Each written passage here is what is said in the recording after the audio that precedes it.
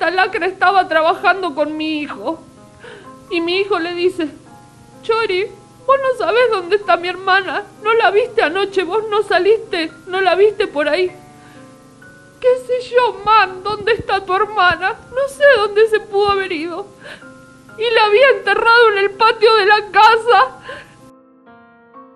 Así se refiere Fabiana Morón al hombre que apartó para siempre a su hija de su familia, mientras, con sangre fría, fingía no saber nada de ella cuando todos la buscaban con desesperación.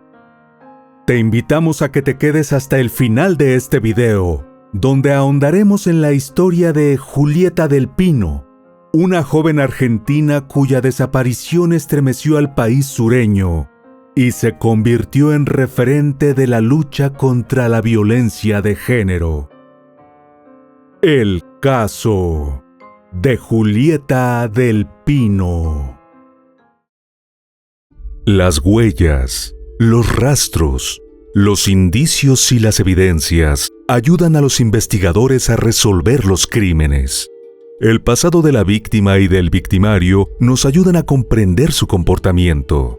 Todo esto forma parte del expediente criminal. Y aquí te lo presento. Soy Ángel y te doy la bienvenida a este canal. Antes de empezar con el video, recuerda suscribirte y activar la campanita para que recibas una notificación cada vez que suba algo nuevo. Tampoco se te olvide al terminar dejarnos tu me gusta.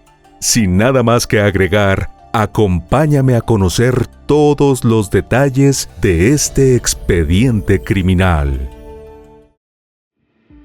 Julieta Abigail del Pino nació el 2 de marzo de 2001 en Verabebú, una localidad de la provincia de Santa Fe en Argentina. Allí se crió en el seno de una familia amorosa y muy unida conformada por sus padres, Fabiana Morón y Adrián del Pino, y sus dos hermanos, el mayor llamado Johnny y el menor cuyo nombre no ha trascendido. Julieta era muy querida por sus familiares, quienes desde pequeña la apodaron Pupi, apodo que luego se volvió popular también entre sus amigos. La joven estudió en la Escuela de Educación Secundaria Orientada Particular Incorporada número 8082, ubicada en su pueblo natal, donde era conocida por moverse siempre en bicicleta.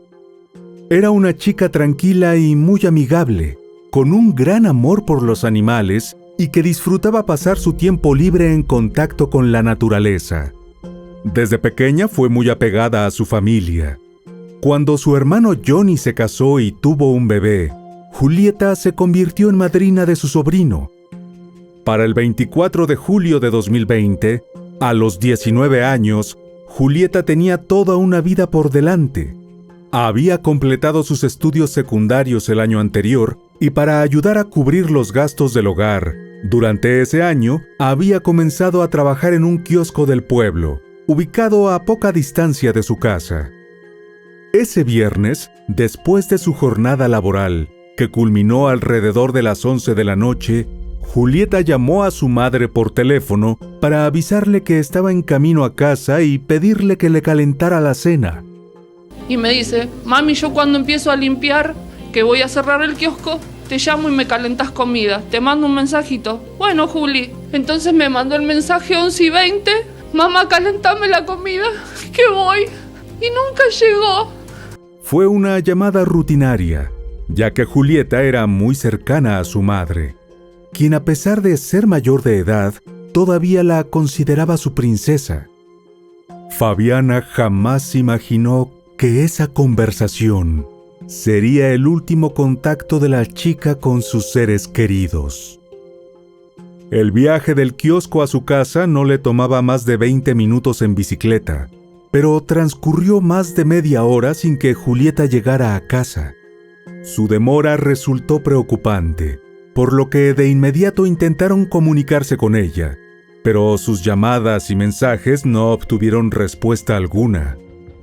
Cerca de la medianoche, el celular de la joven dejó de tener señal, lo que alarmó aún más a sus padres. Fabiana se comunicó con su hijo mayor, Johnny, quien sugirió que tal vez su hermana se había ido con algunas amigas, pero Fabiana sabía que su hija siempre avisaba si planeaba salir. Además, la conversación que tuvieron esa noche no indicaba ningún plan de fiesta. Según contó más tarde Fabiana, a pesar de su inquietud, se fue a la cama pensando que tal vez Julieta sí estaba con sus amigas y se había agotado la batería de su celular. Sin embargo, a las 5 de la madrugada del sábado se despertó sobresaltada y al constatar que la chica no había regresado, tuvo un mal presentimiento. La angustiada madre salió a recorrer las calles del pueblo y hasta los caminos rurales, pero al no encontrar señales de su hija, decidió tomar medidas más serias y realizó la denuncia por desaparición en la unidad fiscal de Melincué, que de inmediato inició la búsqueda.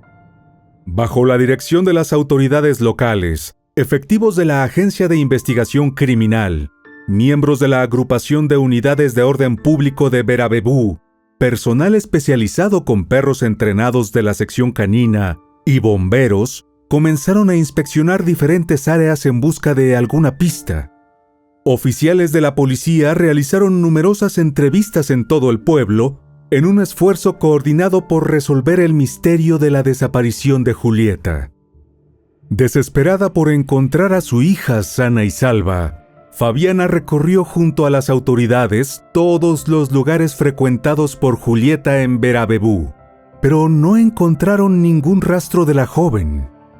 En un intento por obtener cualquier ayuda posible, la mujer inició una campaña que llegó a todos los residentes de la pequeña localidad y envió a través de una plataforma de mensajería una nota de voz que rápidamente se viralizó. En el audio, Fabiana expresó su angustia e informó acerca de lo ocurrido la noche anterior con su hija. Explicó que su hija le había pedido que le calentara la comida antes de desaparecer sin explicación alguna, lo que llevó a la familia a buscar incansablemente en todo el pueblo. Apeló a los destinatarios del mensaje a que preguntaran a sus hijos o grupos de contactos si habían organizado un evento en algún campo cercano, sugiriendo que Julieta podría estar allí sin que ellos lo supieran. Y ahí se me ocurrió mandar el audio, pidiéndole ayuda al grupo de mamás que quedamos de cuando terminamos el secundario, pidiéndole ayuda para que me ayuden a encontrarla porque ya era mucha la desesperación, ya eran muchas horas. El llamado de ayuda de Fabiana fue escuchado por la mayoría de los lugareños y la comunidad se unió a los esfuerzos de búsqueda. Ese mismo sábado, una pieza de información crucial fue revelada por Johnny, quien fue contactado por alguien que tenía acceso a las cámaras de seguridad locales y lo llamó para que viera algo que había encontrado. En el video se podía observar que minutos antes de su desaparición, la joven había sido captada en su bicicleta de regreso a su casa, mientras detrás de ella iba un Volkswagen Gold Trend color blanco. Julieta cruzó las vías del tren a unas cuadras de la casa de su madre, pero después de eso, tanto ella como el vehículo se perdieron de vista. El hermano mayor de la joven reconoció el vehículo en el video y ayudó a identificar al conductor, quien no era ajeno a la familia del Pino. Esta información, junto con los testimonios de amigos de Julieta, condujo rápidamente al principal sospechoso, un hombre de 28 años llamado Cristian Romero, quien era conocido en el pueblo como Chorizo o Chori. Cristian era amigo y compañero de labores de Johnny, ya que ambos trabajaban en construcción. Según los vecinos, el hombre tenía antecedentes por violencia y problemas con el consumo de sustancias ilícitas. Además, Fabiana reveló que el sospechoso había visitado su casa muchas veces y compartía mate en su mesa como un miembro más de la familia. Esa mañana, Cristian trabajó con Johnny y cuando éste le preguntó si sabía algo sobre el paradero de su hermana, El sujeto le respondió que no tenía idea de dónde se encontraba Julieta. Luego el hombre incluso se ofreció a ayudar a buscar a la chica y pasó todo el día con su familia, actuando como si él no hubiese tenido nada que ver con su desaparición. No obstante, todo apuntaba a que sí estuvo involucrado y se ordenó su arresto. Pronto se corrió la voz de la detención de Christian, y los vecinos de la zona reaccionaron con indignación. Según se reportó, el sospechoso tuvo que ser rescatado por las autoridades, pues la comunidad intentó cobrar justicia por mano propia. Por razones de seguridad, fue trasladado a la seccional de Chañar Ladeado, a 18 kilómetros de Verabebú. Sin embargo, incluso allí los vecinos se movilizaron con la intención de agredirlo, lo que llevó a las autoridades a reubicarlo en la alcaldía de Melincué, del Servicio Penitenciario de Santa Fe, a 63 kilómetros de su lugar de residencia. Según informaron, salió vestido con uniforme policial para que pasara desapercibido. El domingo 26 de julio, después de realizar el arresto, la fiscal a cargo del caso, Susana Pepino, ordenó un allanamiento en la residencia de Christian. Durante el operativo, 2 perros entrenados en la búsqueda de personas indicaron con insistencia el lugar donde se encontraba el tanque de agua en el patio de la casa. Fue en ese sitio donde se descubrió el cuerpo de Julieta del Pino, sepultado y cubierto de tierra y cal, vistiendo solo su ropa interior. Y ahí se desenlazó todo. Y a las 10:30 llega la fiscal, golpea la puerta con el comisario, se sentó y me dijo: encontramos el cuerpo de Julieta. No la vas a poder ver, mamá. No te conviene verla. Quédate con su mejor recuerdo. Pero no la vas a poder ver. Y así fue. Pese a la ardua labor realizada tanto por las autoridades como por los habitantes de Verabebú, la ropa de la chica, su mochila y la bicicleta que solía utilizar para trasladarse nunca fueron encontradas. Las pruebas de laboratorio realizadas en el inmueble confirmaron que Julieta había estado en la casa del sospechoso donde perdió la vida. Además, los análisis de los rastros hemáticos encontrados en la propiedad demostraron que pertenecían a ella. Inicialmente se reportó que Julieta había sido víctima de violencia sexual, tras lo cual había recibido un golpe en la cabeza con una botella y luego fue atacada 5 veces con un objeto afilado. Sin embargo, la fiscalía posteriormente aclaró que, según los resultados de la autopsia, la causa del deceso de la joven había sido el sofocamiento, descartando la presencia de heridas de arma blanca o de fuego. El informe forense y la investigación permitieron que las autoridades construyeran una posible hipótesis de lo que le había sucedido a Julieta la noche que desapareció. Se presume que cuando la joven estaba a escasas 2 cuadras de su casa, Christian la interceptó y la llevó en contra de su voluntad a su vivienda, ubicada a poca distancia. Una vez allí, la golpeó violentamente dejándola con múltiples hematomas en el rostro. Posteriormente la sofocó hasta provocar su deceso. Después de cometer el crimen, arrastró el cuerpo hasta el fondo de la vivienda y lo ocultó en un pozo. Para encubrir la evidencia, esparció cal y tierra sobre el cadáver, cubriéndolo con una losa de cemento y un tanque de agua. La autopsia también reveló que el crimen tuvo lugar entre la medianoche del viernes 24 y la madrugada del sábado 25 de julio de 2020. Con respecto a las evidencias de agresión sexual, los informes posteriores indicaron que Julieta no habría sido víctima de este tipo de violencia, aunque la información inicial al respecto fue confusa. Además, se desmintieron reportes de algunos medios no oficiales según los cuales las autoridades incautaron sustancias ilícitas en la residencia del sospechoso. Tras confirmarse el hallazgo del cuerpo de la víctima, en las redes sociales comenzó a circular un texto titulado "Lo cuento yo porque Julieta del Pino no puede".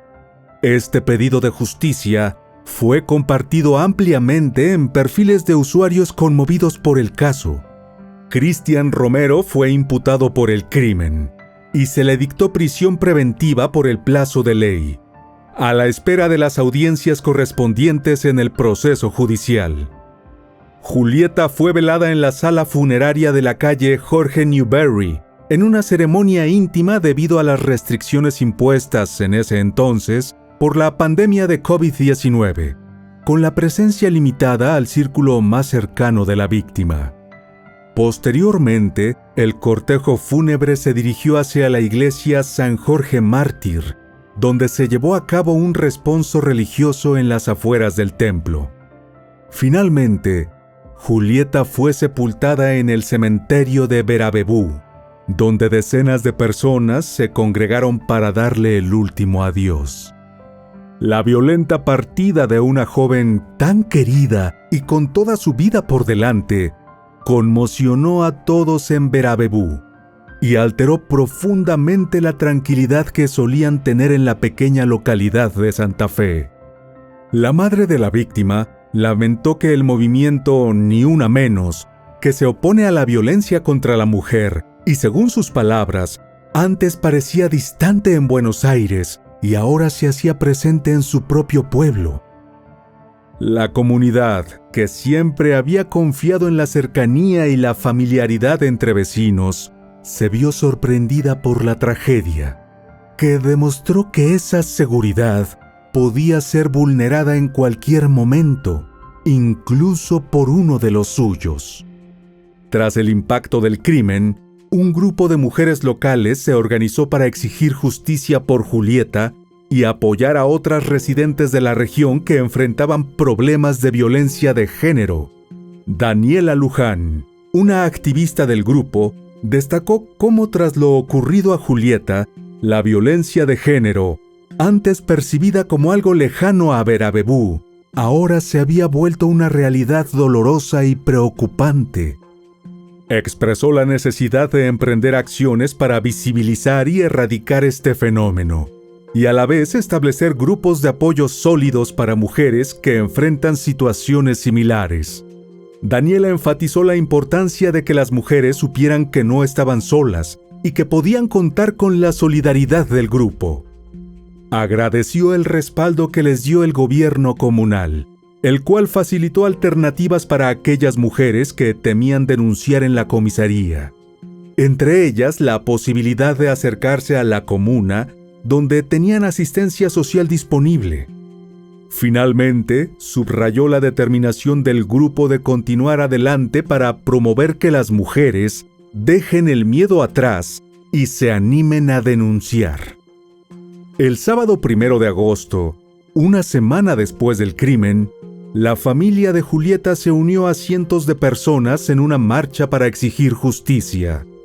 Durante el acto, la madre de la joven expresó su dolor, mencionando cómo sentía la presencia de Julieta en casa aunque no podía verla físicamente. Acompañada por su esposo y su hijo menor, Fabiana encabezó la movilización que comenzó por la tarde entre aplausos y consignas. La marcha siguió la misma ruta que Julieta había recorrido antes de desaparecer.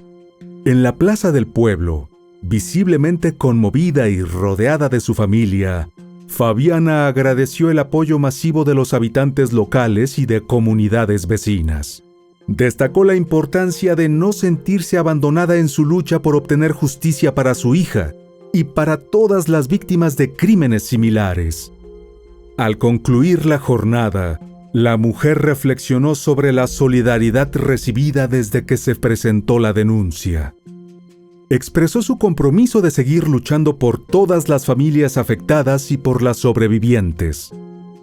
En conmemoración a la vida de la joven, los artistas Lisandro Urteaga y Marlene Zuriaga Elaboraron un enorme mural en uno de los galpones del centro de la localidad.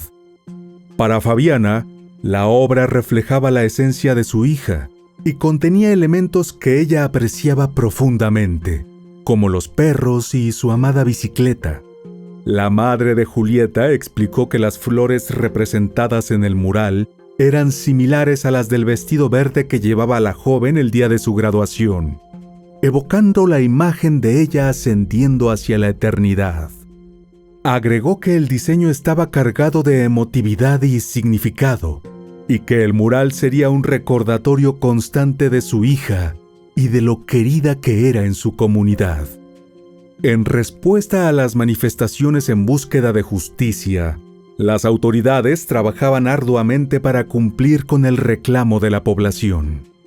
En los meses siguientes al arresto de Christian, intensificaron sus esfuerzos para recopilar la mayor cantidad posible de pruebas con el objetivo de construir un caso más sólido en su contra.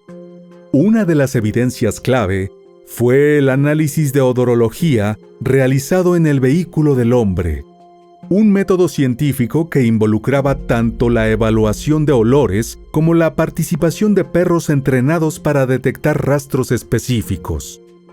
Los resultados de esta prueba fueron contundentes. Indicaron que Julieta había estado dentro del automóvil de Christian en algún momento relevante para la investigación. Además del mencionado análisis, se llevaron a cabo pruebas biológicas durante los allanamientos realizados en la residencia del acusado. Estas pruebas incluyeron muestras que fueron enviadas al laboratorio para el análisis genético.